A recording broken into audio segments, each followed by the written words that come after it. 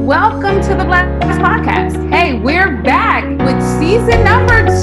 This is our second year. I'm so excited. And it's September. So I wanted to do a whole month, for teachers, because I am so in awe of teachers. Both of my parents were teachers. And so month of September is about teachers, okay? All right, so let me just tell you, this is Blessed. You're here at the Blessed Podcast. You know that Blessed is more than just a hashtag. You already know that. But now I need you to make sure that you get this in your spirit. You have to make a daily decision to be blessed. It's not about your stuff. It's not about the people around you. It's about your mindset. You have to make a daily decision to be blessed. We are on WYTV7 Christian Broadcasters Network Incorporated, and we are a nonprofit charitable radio broadcast with the mission to empower, encourage, and educate. Now, if you are enjoying Blessed, if you enjoyed it last year, if you're going to enjoy it this year, please donate. Go to www.wytv7.org and donate. We are feeding families. We are feeding firemen. And hey, at the end of the year, we give out 3 or 4 scholarships every year to children who are going off to college. So without further ado, I want to welcome and introduce you to my guest. She gave me her bio. I'm going to show y'all. She gave me her bio. She looked all cute and stuff. I'm probably not going to read it because you know what the problem is? I know her. Y'all know how I do. I always invite people I know because I know some good people. I'm so excited. So Yvette Temple, we went to FAMU together. We met when we first got to FAMU as college freshmen, away from home for the first time. Strike, Rattler, strike. Okay. And strike again. And strike again. Yes. And Yvette is a teacher. So I'm going to let her just tell you all her accolades because, teachers are just so special. Hey, Yvette, girl. Well, hello, everybody. And thank you for having me here on WYTV7. I am so excited about being here since school just started. So I have lots to share on the school side and lots to share on the business side. But I have been teaching in South Florida this is actually year 28. Wow. Yes. That's a lot of years. 28 years, girl. 28 years. I have taught grades 2nd grade through 8th grade and over the last few years. I'm right now teaching middle school. I have my bachelor's degree in elementary education from FAMU, and I also have my master's degree in educational leadership from Barry University. Mm-hmm. However, I'm still in the classroom, and that's a whole nother story we won't even get into today. Well, I do want you to tell them what you teach, though. I teach intensive reading. So I work with students that are still struggling with reading comprehension and vocabulary and have gotten so far as to middle school and still have a problem with some reading deficits. See, now that to me, like when I saw it, I was like, oh my gosh, I want to talk about your business, but we have to talk about that because there's so many parents out there that's doing virtual school and even the ones that are going to school. And when all this is over, but people need to help their children learn how to read. So yes. What can they do? What can we do as parents and grandparents and all that stuff? Okay, so you know me. You said you know me. We've known each other for years. I'm just going to be straight up honest. Take away these gadgets and put a book in their hand. No more iPad. Mic drop. That's it. What'd you say? Just boom. So explain what you mean, because, some people pride themselves at these iPads and, they have educational stuff. But, are kids really looking at the educational stuff? Yeah. Probably that part. Not. Even with the educational stuff, does it do what teachers need for them to do? Or really is it about them reading the actual book and telling the parent what the book was about? I mean, there are numerous applications and software out here that work very well. if the students work on it. So it then becomes a matter of fidelity. Are they actually doing the work that's a part of these applications and software? Or are they just having it open and they're doing something else and not really paying attention? So that's where, in my case, I say if you put a book in their hand, that's all they have. There's no other tab to open. There's nothing else for them to be distracted by. Just the words and the pictures, the illustrations that are on the page that will have them thinking more about what's on the page than what's in the other tab they're hiding behind the book or I thing they're love trying to it. read. Which is like, look, like I know all the secrets. I know Yes, all the hunty, secrets. yes. So, okay, so as a parent, just doing this virtual stuff though, because now you just made a valid point that now it's like, if I'm working from home in another room and they're in the dining room doing that, and I'm thinking that they're on the computer doing what they're supposed to do, but they might not really be on the computer doing what they're supposed to do. No, we've had to actually set up a very stringent system for my high schooler as well, who was in 10th grade last year when all of this went down and just starting his last 9 weeks. Now, mind you, it was a struggle with him with some of his learning disabilities and things that we had going on. And in all actuality, he ended the fourth quarter of the year online with straight A's, which we hadn't seen since 6th grade. Wow. So it became like developing a very systematic routine of checks and balances. Like we know what his assignments were every day. It got to, because of his ADD, we had to write things out on like index cards, and it was check this off as we went along. So you have to have a system in place. No, you just can't trust your kid that loves to watch YouTube and TikTok and streaming movies on their devices, that they're in another room doing what they're supposed to be doing while you're over there trying to make the bread. So it becomes a matter of having routines in place and holding them accountable for doing what they say and what they know they need to do. Okay. And Okay. that's difficult. It's difficult. Yeah, I'm like, I mean, you were talking about a high schooler, a teenager, but I mean, I'm here in Omaha with a 5-year-old. I'm just glad that the school district that she goes to is really small. Hmm. I mean, they only had 12 kids in a classroom anyway. Oh, wow. So, right. So they can space those kids out as long as they got masks, they have been fine. But, teachers have been complaining about that for a long time. Like, hey, we need smaller classrooms. And I Right. guess now with COVID, people's like, yep, exactly. We need smaller We'll see. We'll classrooms. see how it works out because, we don't know how long this is going to last.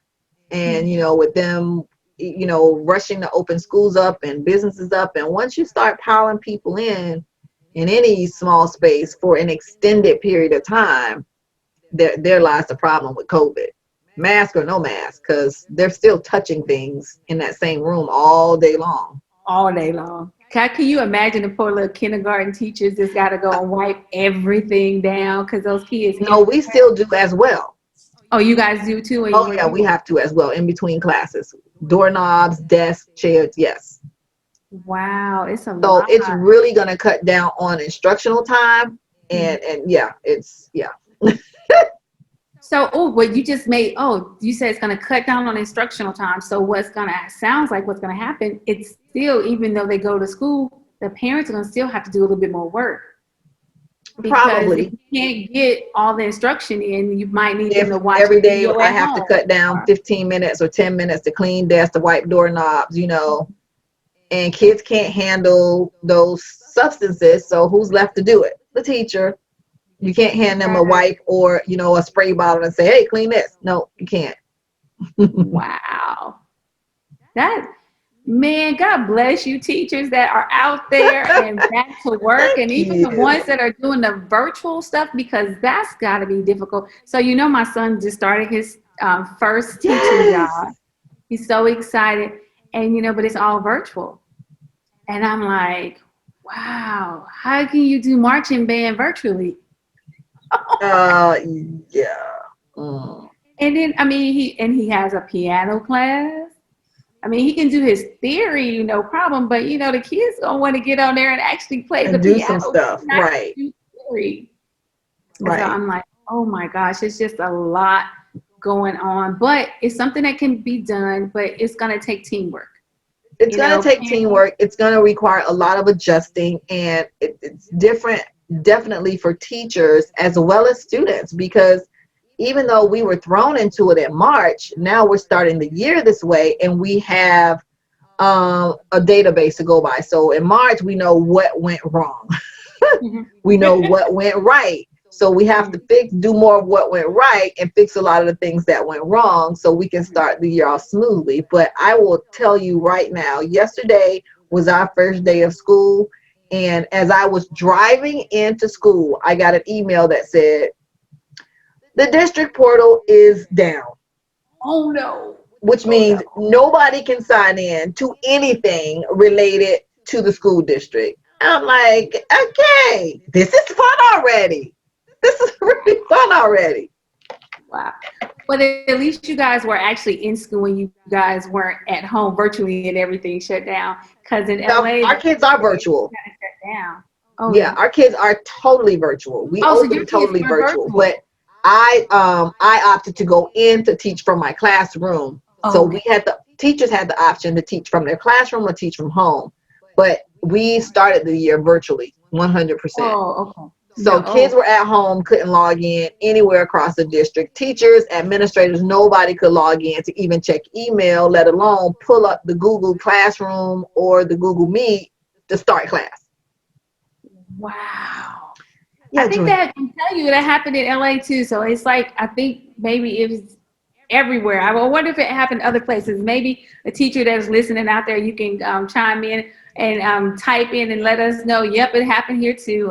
Yeah. But oh my gosh. So let me tell you, y'all, this woman right here, I love, she has this slogan, this phrase that she uses for her business. And I need y'all to hear this. It's so cool. And then she's going to tell y'all about the business. Give us your slogan. My slogan is, my tagline is, I help teachers turn their skills into dollar bills. Yeah. I love it. Turning skills into dollar bills. So tell us first of all, what do you do and what made you start doing that? So outside of teaching for 28 years, when I realized about 4 or 5 years ago how close I was getting to that 30th years where I could retire, even though I don't have the age, I was like, baby, 30 is it. I can't do no more than that. I decided I needed to start figuring out my plan B. What was I going to do, or who was I going to be when I decided to retire at year 30, which will be like 53, 54 years old. It's not a long time away. And I looked into entrepreneurship. So at first it was, I just want to help women, single women like myself, live their best life and, be more productive and whatever.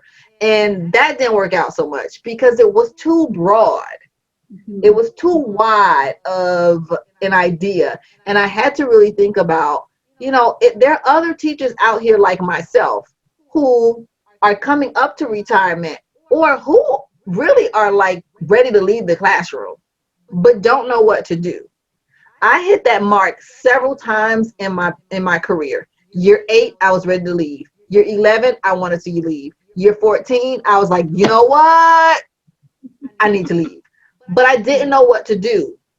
So it wasn't about, and it took me up until about a few years ago to realize it's not about your degree. It's about the skills that you possess. It's about the talents, the gifts that you have been given that you should learn how to monetize. Because somewhere in the 300 and what do they say, 28, 29 million people that are in this country or on the planet in this country, somebody in that group needs to know what you know.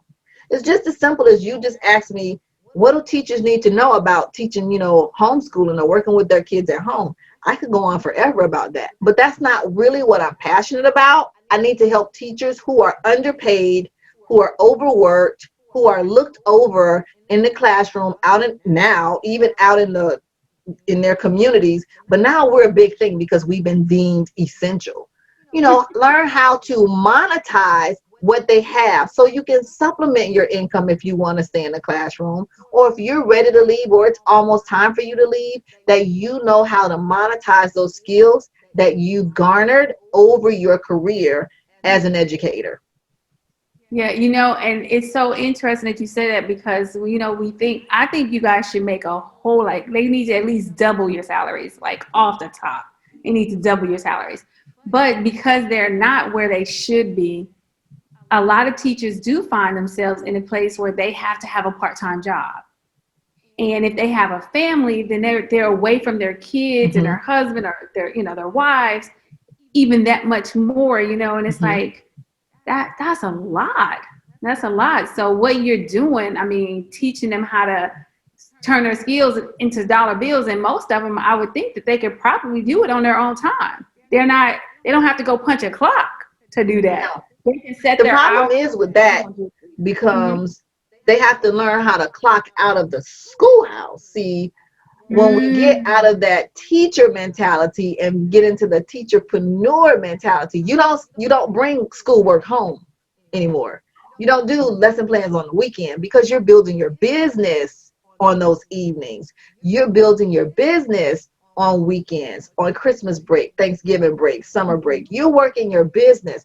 But a lot of teachers are still stuck in that mentality. Well, oh, I didn't get it done at school, I'm going to take it home and do it at home. And then you cart home all this stuff and you're still working off the clock for free right, and right, not building a business. So the right. first And thing I do is work on changing that mindset, honey. that was right. I was about to say the mindset because, like, you only get paid for certain hours. Why are you working for free outside of those hours? Like, and if you know they, I know they give most people, they give you like an hour planning time, Yes. right? Hmm. But then I'm sure there's teachers that instead of planning, they're doing other stuff. They're letting kids come in there and they're doing, but they're It's not getting always, and paid. it's teachers because we have a love for the job. We love the job. For me, it's like my classroom has to look a certain way. Mhm. I got to have this available for students. I want to make my, this, and I'm making templates and I'm making this and I'm doing that. So there's always more to do if that's how you operate in the classroom.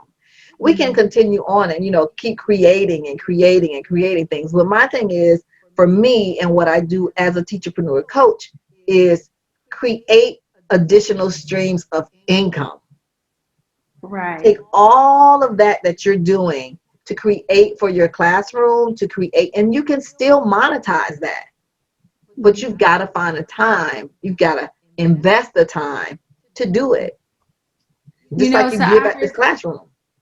I heard somebody say, well, they don't feel comfortable like selling stuff that they use for their class. It's like because they do it for the school for free, but then but it's like the lesson plans. I was like, but those people don't go to your school. The kids at your school get your lessons for because your school paid for that. But Right. anybody outside of your class, they're not privy to that. So you can charge them for that. Exactly. This is a prime example of one of my newer clients, and she was in the boot camp that you attended as well. She works in a high school, and the whole Bitmoji classroom is all the rage right now. Yeah. And she was going around her school like helping everybody. A bunch of teachers set up this Bitmoji classroom, and I'm like, ma'am, are you charging? She's like, oh no, I just go. And I'm like, no, no, no, no, no. Let them know that you're having a class on this particular Saturday, and it is cost this much. So not only did she earn money that way, but we created it into a workshop, a Saturday morning workshop, where she had 14 other teachers attend and made $500 in an hour and a half. Come on now. Where they do that at? For doing something she was giving away for free. And so she Wow. was like, oh no, but everybody's doing it. And they have all kind of free templates online and they have Facebook groups for that. I'm like, but nobody can teach it the way you teach it. So And some of those, right. And obviously those people wanted to hear her how she did it. And there's probably other people around the country that would yes. like to learn it from her. And they were from, she's in Georgia. We were from Florida. There was Texas and Georgia, Connecticut. People from all over took this class. Like some people she knew, some people she didn't know. And that's the power of internet marketing. Yes. Yes. Oh my goodness. So what would you tell a young teacher starting out? Because they're definitely not thinking about 30 years down the line or anything like that. What would you tell them as far as, encouraging them to start their teacherpreneur bit, early, to start early with it? To think about whatever it is that you are passionate about. And it's not always something you're passionate about, because this Bitmoji classroom workshop wasn't something she was dying to do. If there's a need in the marketplace and you're the expert and you have knowledge about that particular thing, you can monetize it, because there's always somebody willing to learn from you. Learn what you know, learn about all the tips and strategies and the how-tos to get something done. So a new teacher who's coming in may not be as well versed in educational pedagogy and classroom management and all this kind of stuff, but you do have some skills maybe outside of the classroom that you have that somebody else might want to know about. But Wow. right now, with everything that's happening with this internet learning, soak up all you can. Learn every Google extension that they're throwing at you. Keep a catalog, because those in turn can become classes and workshops that you monetize. Once you learn it, you know how to do it, you can now teach somebody else. Yeah. That, you know what? Because I was just thinking about my son, because, as a music teacher, he's over the marching band. He's constantly creating, orchestrating songs, popular songs from the radio for the kids to play in the marching Mhm. band. I was like, I know there are schools who don't have a band teacher like you, Mhm. who not going to take the popular songs that these kids are listening to and make them for a marching band. I was like, I'm sure you could probably get paid to do that for some people, or show them How what you do to? and show them how to do. And I'm like, That's an yeah, online course. an online course to how to listen to a song and orchestrate it using the whatever the software that he uses. He uses. Mhm. Yes. Oh That's my why people, God. you have so many gifts and talents, and like it's you say, you're blessed, but you have to step out of your comfort zone, get away from the fear, and know that if you have a skill that someone else that wants to learn Mhm. how to do what you do, they want to pick your brain. They can't pick your brain for free. Put a price tag on it. Put a Put a price price tag tag on it. on it Make it and make into it a a class so course. you can get a lot of different people. You do it Yeah. one time instead of doing it every day. We just say, put it all together, get a price tag, Package and then it. Yes. your $500, Package your you know, blessings, package your gifts, package your skills, package it, put a price tag on it, and then offer it to those who need it. Because there are I people love out it. here, they need everything. Package it, put a price tag on it. I love it. So where can people find you? How can they get in touch with you? I am destined to shine on all platforms, and that's DYSTINED, the number 2, shine. Gotta spell it because I'm different. You On Facebook, on YouTube, on Instagram, and of course on TikTok. So oh, you have to tell us about your TikTok before it's time to go, because everybody was talking about your TikTok. I mean, really, you dance a lot, because you used to be a dancer at FAM. yes, I was. And Yeah. it came out because some of my students was like, "Oh, Miss Temple, do this TikTok with us," and I'm like, "A what?" They didn't know that I already knew, but I was like, "Okay, teach it to me." So it was some kids that had earned lunch with the teacher with me. So they taught me a couple of little TikToks, and I was like, "Oh, tag me in it." They were like, "Oh, you have a TikTok?" So I'm like, "Yeah." Okay, so that's how it started.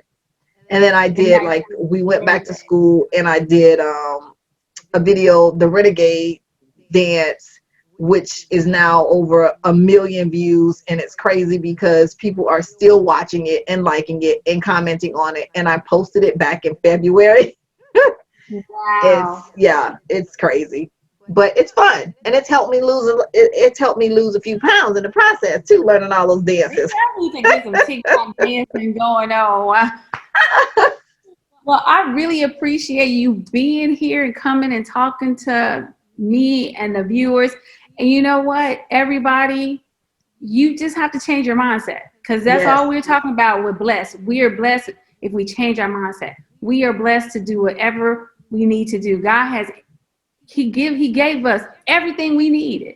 Yes, he has. People are constantly praying to him, and he like, I already gave it to you. I already gave it to you. You just got to discover it. It's Mm-hmm. changing your mindset and looking at things differently Differently. and Yes. finding people like Yvette so you can become destined to shine. So you can be a teacherpreneur who turn in their skills into dollar bills. Come on now. Love it. I love it. I love it. I love it. So we're going to put everything up so people can reach out to you. Do you have anything coming up? I know school just started, so you may not have anything coming up, a workshop or Got something. something coming up. The mastermind is still open. It actually starts on Monday, um, September 8th. But the mastermind is open, and we have a few spots left for the mastermind. That's where I walk you through step by step how to start your business, how to launch and build right from the ground up. And there'll be some other things coming in the works real soon. Okay, so this is after that we recorded before, but it's gonna be after. So if they still want to, they can kind of reach out to you and they can Yes. maybe hop into that mastermind that started on Monday, but today is Wednesday. But they can still jump in on it. So they if you want, if you're Yes. interested, call now.